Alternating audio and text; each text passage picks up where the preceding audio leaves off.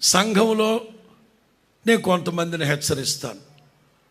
20-25 ఏళ్ళుగా విశ్వాసులుగా ఉన్నవాళ్ళు కొంచెం మీరు బాధ్యత కలిగిన వాళ్ళై, ప్రతిదీ బాధ్యత కలిగిన వాళ్ళై, ఏదన్నా ఓ పని చేద్దామంటే ఆ 3, 4, 5 కనబడతారు. కానీ మరి ఇంత పెద్ద బృహత్తరమైన కార్యక్రమాలు పెట్టుకున్నప్పుడు, ఓ బృహత్తరమైన ప్రాజెక్టు పెట్టుకున్నప్పుడు తలా ఒక చెయ్యేస్తారే, ఓ 25-30 మంది నిలబడతారే, వీళ్ళందరూ నిలబడితే మాకు పని తేలిక, నేనైనా అక్కైనా కొంచెం మాకు పని తేలిక అవ్వాలంటే కొంచెం నలుగురు షేర్ చేసుకునే అది ఎందుకు రావట్లేదు తెలియట్లే.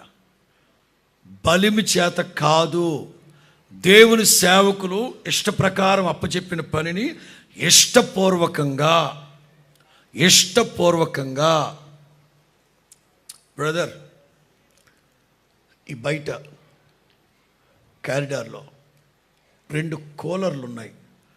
కాస్త మీరు కూలర్ల దగ్గర ఉండండి. కొంచెం పిల్లలు నీళ్లు వేస్ట్ చేస్తున్నారు, డిస్పోజబుల్ గ్లాసులు అవి పెడదాం చూద్దాం అంటే, అన్న ఇంకొకరికి అప్పచెప్పండి అన్న.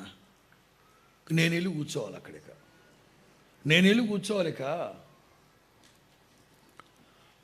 వారానికి ఒకరు చొప్పునన్నా చేద్దామంటే, అబ్బే వారానికి ఒకరు చొప్పున, ఓ పార్కింగ్ దగ్గర ఒక 4 పెడదామంటేనా ఏది గయ్యమంట. అందుకే కదా డబ్బులు ఇచ్చి బయట వాళ్ళని పెట్టింది. ఏది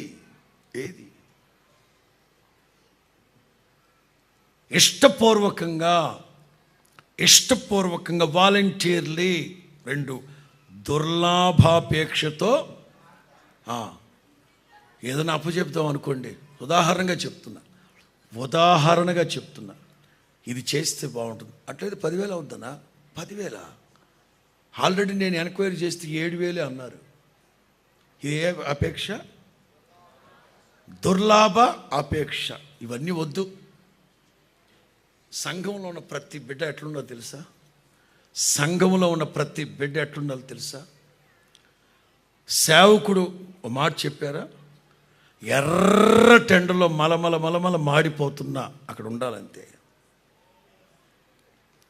అక్క ఒక మాట చెప్పిందా, అంతే, కట్టుబడి ఉండడమే, ఫినిష్.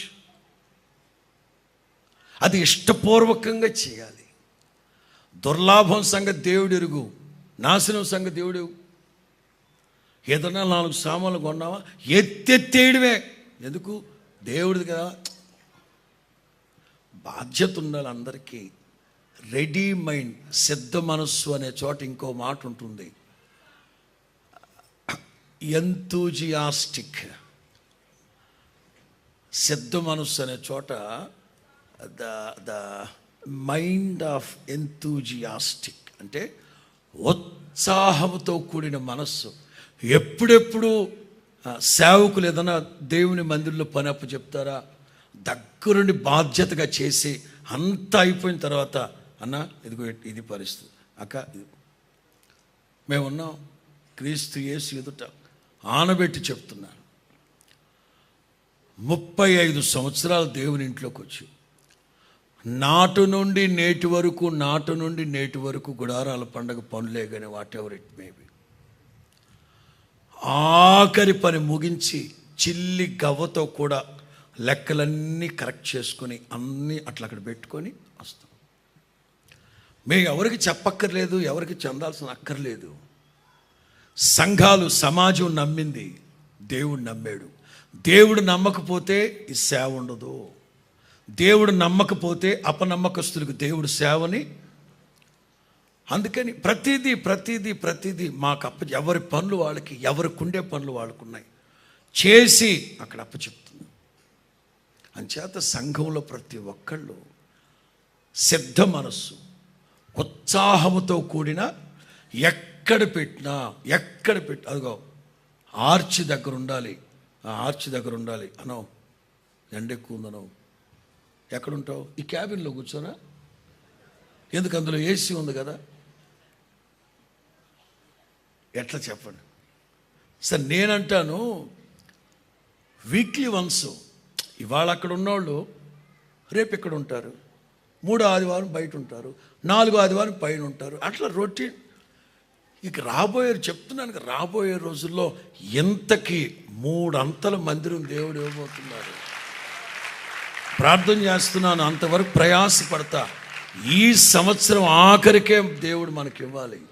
ఎందుకంటే 1వ తారీఖు చెప్పారు ప్రభు, చోటు చాలనంతగా, చోటు పట్టనంతగా ప్రతిష్ఠితమైన గొర్రెలను తీసుకొస్తానండి. అంచేత ఆత్మీయులందరూ జాగ్రత్తగా, రెడీ మైండ్, సిద్ధపాటుతో కూడిన మనస్సు. అది కూడా మేమేదో చెప్పాం గనక నసుక్కుంటూ కసుక్కుంటూ విసురుకుంటూ కాదు, ఇష్టపూర్వకంగా. 2, దుర్లాభాన్ని అపేక్షించకుండా. 3, కాస్త పర్యవేక్షిస్తుండాలి మందని.